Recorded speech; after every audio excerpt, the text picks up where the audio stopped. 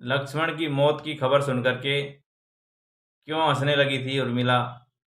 नमस्कार प्रिय दर्शकों, आप सभी का हमारे YouTube चैनल पर हार्दिक स्वागत है। दोस्तों, आज की कहानी रामायण से ली गई है और जो कि बिल्कुल सच्ची घटना पर आधारित है। दोस्तों, जैसा कि मैंने बताया कि जब लक्ष्मण जी की खबर उर्मिला जी सुनती है कि उनको शक्ति बाण लगा है, ब्रह्मास्त्र लगा है, तो दोस्तों जब हनुमान जी ये सब कह रहे थे तो उर्मिला ये सब बातों के ऊपर हंसने लगी। दोस्तों, ये वीडियो को पूरा देखेंगे तो आपको कहानी समझ में आ जाएगी कि किस तरह से उर्मिला हंसी थी और क्या वो हंसना उसका सही था या गलत था। तो दोस्तों, आप सभी का हमारे इस यूट्यूब चैनल पर स्वागत है। जो भी दर्शक मित्रगण हमारे चैनल पर नए जुड़े हो, चैनल को सब्सक्राइब कर लें और बेल आइकन को प्रेस करके रखें ताकि आने वाले वीडियो का नोटिफिकेशन आप सभी तक पहुंच सके। दोस्तों, कहानी को शुरू करता हूं। आप सभी जानते हैं कि कैकेयी ने जब कोप भवन में जाकर राजा दशरथ से दो वरदान मांगे थे, एक तो भरत को राजगद्दी देने का, दूसरा भगवान राम को 14 साल का वनवास देने का। प्रिय दर्शकों, ये जो बात मैं आज बताने जा रहा हूँ उर्मिला के हंसने की, तो दोस्तों पूरा वीडियो देखेंगे तो आपको हूबहू समझ में आ जाएगा कि इसके पीछे माजरा क्या है। दोस्तों, जब राजा दशरथ वचन में आ जाते हैं तो भगवान राम को 14 वर्ष का वनवास सुना देते हैं अपनी छाती को करड़ा करके, क्योंकि आप जानते हो उन्होंने मनाही तो बहुत किया था कि आप और कुछ मांग लीजिए, लेकिन कैकेयी कहने लगी महाराज आपने वचन दिया है, जो वचन दिया है वो पूरा करना पड़ेगा। इसके बाद भगवान राम ने जब ये सुना कि मुझे 14 साल के लिए वनवास जाना है तो माता सीता भी तैयार हो जाती है, और जब लक्ष्मण जी ने सुना तो लक्ष्मण जी भी भगवान राम की सेवा के लिए 14 साल के लिए जाने को तैयार हो जाते हैं। तो दोस्तों, भगवान राम, लक्ष्मण, सीता तीनों ने माता कौशल्या से, राजा दशरथ जी से, तीनों माताओं से हाथ जोड़ करके विदा किया। प्रिय दर्शकों, जब वनवास मिल ही चुका तो तीनों लोग वन में गमन किए नंगे पैर, आप सभी जानते हैं। दोस्तों, कुछ समय इन्होंने चित्रकूट में निकाला। इसके बाद कुछ समय पंचवटी, जो कि नासिक में पड़ती है, दोस्तों वहाँ पे जब ये रहने लगे तो भगवान लक्ष्मण जी वहाँ पे पहरा दे रहे थे, तो उधर रावण की बहन शूर्पणखा एक दिन घूमते घूमते वहाँ आ जाती है और ये सुंदर सुशील राजकुमारों को देख करके बड़ी लालायत होती है और लक्ष्मण जी से कहती है कि महाराज आप मेरे से शादी कीजिए, मैं बहुत सुंदर हूँ, रावण की बहन हूँ, ऐसा वैसा कह कर के उनको प्रलोभन देने लगी। इस पर भगवान लक्ष्मण कहते हैं कि हे माता, आप जहाँ से आई हो वहीं चले जाइए, मैं आपसे हाथ जोड़ के विनती करता हूँ कि हम राजकुमार हैं अयोध्या के और यहाँ पे तपस्वी के रूप में जीवन यापन कर रहे हैं और हम ऑलरेडी शादीशुदा हैं। दोस्तों, ये सब बातें शूर्पणखा को समझाई, लेकिन शूर्पणखा को एक नहीं समझ में आई और कहने लगी आपको मेरे साथ शादी करनी ही पड़ेगी, नहीं तो आप युद्ध के लिए तैयार हो जाइए। इस तरह की जब उस शूर्पणखा ने धमकी लगाई तो लक्ष्मण जी ने अपने तीर बाण से शूर्पणखा की नाक काट दी। अब प्रिय दर्शकों, आप सभी समझ सकते हैं कि अब युद्ध की शुरुआत हो गई। जब रोती बिलखती हुई रावण की बहन शूर्पणखा वापिस लंका में पहुंचती है और कहती है कि महाराज आपके रहते हुए आपकी बहन की कोई नाक काट ले तो आपका रहना बेकार है। इस तरह से आप जानते हैं औरतों ने चढ़ा चढ़ा के जैसे कहते हैं वैसे बात को बढ़ाई चढ़ाई। इसके बाद रावण ने अपने कुछ दूत भेजे लड़ने के लिए, तो भगवान राम ने और लक्ष्मण जी ने उन सबको मार मार के कचूमर बना दिया। फिर ये युद्ध बढ़ता ही चला गया। इसके बाद रावण खुद आया और जब माता सीता को देखा तो उनकी रूप और सुंदरता को देख करके रावण ने अपनी चारसबीसी की और सोने का हिरण के रूप में बन करके एक माया रच दी। तो लक्ष्मण जी तो उस सोने के हिरण के पास से माता सीता के कहे अनुसार चले जाते हैं और उन्होंने एक लक्ष्मण रेखा भी खींची थी कि माता आप इसके आगे मत आना, कोई भी आ जाए, आप ये जंगल में मेरे द्वारा बनाई गई लक्ष्मण रेखा से आगे मत पार होना। लेकिन उनको क्या पाल मालूम था कि वो दुष्ट पापी एक साधु का भेष बना करके रावण वहाँ पे आ जाता है और पंचवटी में माता सीता से भिक्षाम देही साधु को भिक्षा दीजिए ऐसा कह करके माता सीता को आवाज़ लगाता है। माता सीता भिक्षा देने के लिए बाहर आती है, लेकिन पहले तो वो लक्ष्मण रेखा को पार नहीं कर रही थी। लेकिन वो साधु बोला, मतलब रावण जो वेश बदला हुआ था, कहने लगा, माता आप इससे बाहर आइए रावण रेखा से, तभी मैं भिक्षा लूँगा। तो दोस्तों, जैसे ही उसने लक्ष्मण रेखा पार किया, उधर रावण अपने असली रूप में आ जाता है और माता सीता को उठा लेता है, अपहरण कर लेता है। उधर भगवान राम और लक्ष्मण दोनों ही उधर थे नहीं। अब दोस्तों, ये तो बात थी अपहरण वाली। इसके बाद अपहरण करके ले जाते हैं लंका में। दोस्तों, अब भगवान राम और लक्ष्मण दोनों अकेले अकेले जंगलों की खाक छानते हैं। अब ये कहानी आप सभी जानते हैं, रामायण में उन्होंने बहुत सारे जंगलों में ढूंढा, इधर सबरी माता के आश्रम में भी आए और ढूंढते ढूंढते सुग्रीव वगैरह से मुलाकात हुई। बाली का यहाँ जो ये सब स्थान गुजरात के अहवा डांग में ही पड़ते हैं दोस्तों, पंपा सरोवर। तो इस प्रकार से माता सीता की खोजबीन जारी रही और जब रावण के लंका में जाकर के हनुमान जी ने पता लगा लिया था, बाद में दोस्तों युद्ध होता है। तो उसमें रावण का जो पुत्र है मेघनाथ, उसका और लक्ष्मण जी का युद्ध होता है। काफ़ी दिनों तक युद्ध चलता रहा। रावण लक्ष्मण जी भी परास्त नहीं हो सकते थे और इधर मेघनाथ के पास भी शक्ति था। जब उसने लास्ट में कोई उपाय नहीं सूझा, तो मेघनाथ ने वो उनका जो ब्रह्मास्त्र था उसको छोड़ा। अब दोस्तों, कहा जाता है कि ब्रह्मास्त्र का वार खाली नहीं जाता है। उधर लक्ष्मण जी भी ये जानते थे कि ये ब्रह्मास्त्र है। तो दोस्तों, उन्होंने ब्रह्मास्त्र को मान मर्यादा को रखते हुए उन्होंने उसकी चोट अपने सीने पर खा लिया, क्योंकि ब्रह्मास्त्र का अपमान वो भी नहीं करना चाह रहे थे। तो दोस्तों, इसके बाद लक्ष्मण जी मूर्छित हो जाते हैं, पूरी तरह से उनको घायल हो जाते हैं। उधर ये जब खबर भगवान श्री राम को चलती है, भगवान श्री हनुमान जी को चलती है, पूरे वानर सेना में खलबली मच जाती है।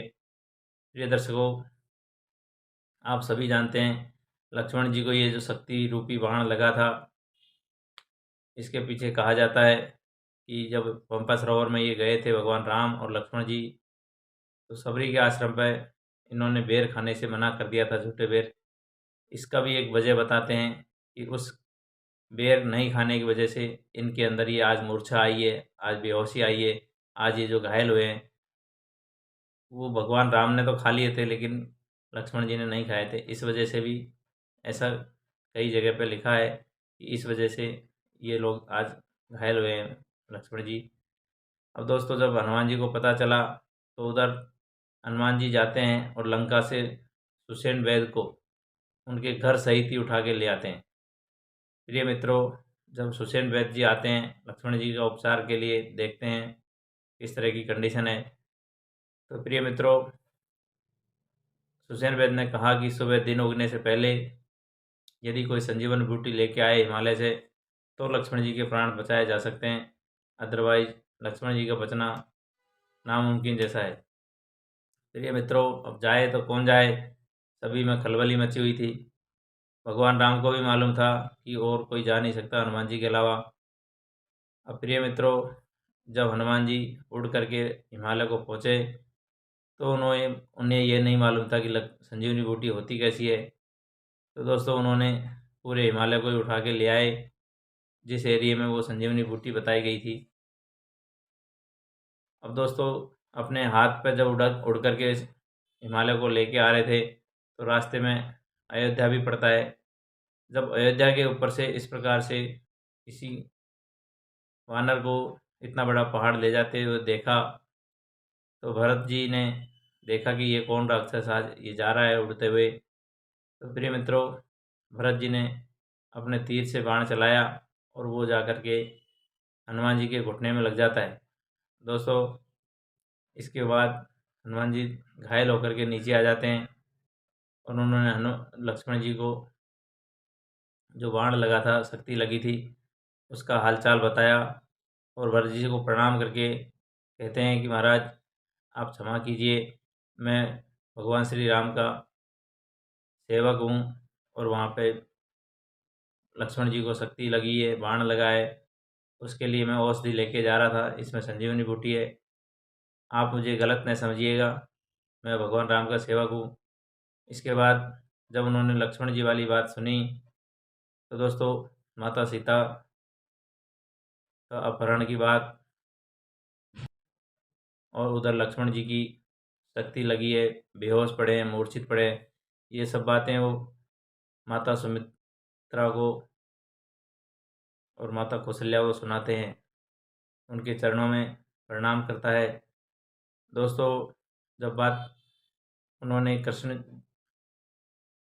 लक्ष्मण जी की मूर्छित होने वाली बात बताई तो इसके बाद सुमित्रा कहती है कि अगर मेरा लक्ष्मण बेटा जान गंवा भी देगा तो मेरा दूसरा बेटा शत्रुघ्न भगवान राम की सेवा के लिए तत्पर है, कोई चिंता की बात नहीं है और वैसे भी वो जल्दी ठीक हो जाएंगे। प्रिय मित्रों, जब कौशल्या माता ने ये बात सुनी, कौशल्या माता भगवान हनुमान जी से कहती है कि यदि मेरा लक्ष्मण जिंदा नहीं लौटा तो भगवान राम को कह देना कि इधर आने की कोई ज़रूरत नहीं समझे। इस तरह की बातें जब भगवान हनुमान जी ने सुनी तो कहा कि आप ये संदेश भगवान राम को बता देना कि अगर मेरा लक्ष्मण साथ नहीं आए तो भगवान राम को अयोध्या में अकेले आने की ज़रूरत भी नहीं समझी। दोस्तों इधर ये बातचीत चली रही थी माता सुमित्रा और कौशल्या के बीच में। जब उर्मिला ये बात सुनती है, उर्मिला जी लक्ष्मण जी की पत्नी है। प्रिय मित्रों, जब ये बात उर्मिला जी सुनती है कि मेरे पति इस तरह से घायल पड़े हैं मरने की अवस्था पे, तो कहा जाता है कि वो हंसने लगी ठहाके मार मार के। अब दोस्तों ये हंसी कोई साधारण हंसी नहीं थी, उसको मालूम था कि मेरे पति का कुछ बाल बाका भी नहीं हो सकते हैं, जिनके साथ स्वयं नारायण के अवतार भगवान राम उनकी सेवा में उनकी ऊपर आशीर्वाद बना के बैठे हों, ऐसे छोटे भाई लक्ष्मण जी जो कि स्वयं शेष नारायण के अवतार हैं, शेषनाग के अवतार हैं, तो उनको मालूम था उर्मिला जी को कि ऐसा कुछ होने वाला नहीं है। हनुमान जी कहते हैं कि माता मुझे जाने दीजिए, इधर दिन उगने से पहले मुझे ये औषधि लेके पहुंचना है। दोस्तों कहते हैं उर्मिला जी ने हनुमान जी से कहा कि आप व्यर्थ में चिंता नहीं करिए, जब तक आप जाएंगे जब तक सूर्योदय होगा ही नहीं, ये मेरा वचन है, ये मेरा वादा है। मैं 13-14 साल से 12 साल से ये जो दीपक अखंड जला रही हूँ और कहा जाता है कि दोस्तों उधर लक्ष्मण जी को जो शक्ति लगी थी उसको बचाने के पीछे उर्मिला जी का बहुत बड़ा हाथ है। प्रिय मित्रों, उर्मिला जी के जो लक्ष्मण जी के लिए जो 14 साल तक घर में रह कर के सेवा पूजा भक्ति किया है, ऐसा आज के ज़माने में बिरला ही औरतें करेगी, ऐसी कोई मिलेगी नहीं। दोस्तों इसके बाद लक्ष्मण जी के लिए वो औषधि लेके चल देते हैं हनुमान जी। और ये जो मैंने कहानी में बताया था हंसने के पीछे राज, दोस्तों ये उर्मिला जी का अखंड सौभाग्य जो उन्होंने दीपक जला करके लगातार भक्ति तपस्या किया था, इसकी वजह से वो हंसी थी। ये मित्रों जब हनुमान जी लेकर के पहुंच जाते हैं तो संजीवनी बूटी को सुषेण वैद्य को ले जाके देते हैं। उसके बाद उन्होंने घोट घाट के औषधि तैयार किया और लक्ष्मण जी को पिला दिया। इसके बाद लक्ष्मण जी सकुशल ठीक हो गए। प्रिय मित्रों ये कहानी इतनी थी, इसमें व्यंग वाली बात खाली यही थी कि उर्मिला जी ने जब ये समाचार सुना तो क्यों हंसी थी। दोस्तों हंसने का पीछे यही था कि उसका दृढ़ संकल्प था, दृढ़ विश्वास था कि मेरे पति शेषनाग के अवतार हैं और जिनके साथ नारायण जी खुद स्वयं विराजमान हैं, तो कुछ हो नहीं सकता। दूसरा लक्ष्मी स्वरूपा शक्ति स्वरूपा मेरी माता सीता वहाँ पे साथ में थी, तो मेरे पति को कोई आँच नहीं आ सकती और उसके अपने सेवा पूजा पे तपस्या पे भी कठिन विश्वास था कि मैं 14 साल से अखंड दीपक जला रही हूँ। तो ये किस बात के लिए जला रही हूँ, मैंने निस्वार्थ मेरे पति को वहाँ पे भेजा है ठाकुर की सेवा में, तो मेरे पति को कोई बाल बांका कैसे कर सकता है। तो दोस्तों उसको अपनी सेवा पे, अपनी शक्ति पे अडिग विश्वास था, इसलिए वो असिति ठहाका मार के, और बाकी कोई दूसरी बात नहीं थी। प्रिय मित्रों, ये कहानी यहाँ पे समाप्त होती है। जो इसमें सीखने वाली बातें हैं वो आप सीखिए, ढेरों सारी प्रेरणा लीजिए, और दोस्तों चैनल को सब्सक्राइब कर लीजिए। धार्मिक कहानियाँ आपके लिए एक से बढ़ के एक आती रहेगी। सभी को हरिओम, राधे राधे, जय श्री राम।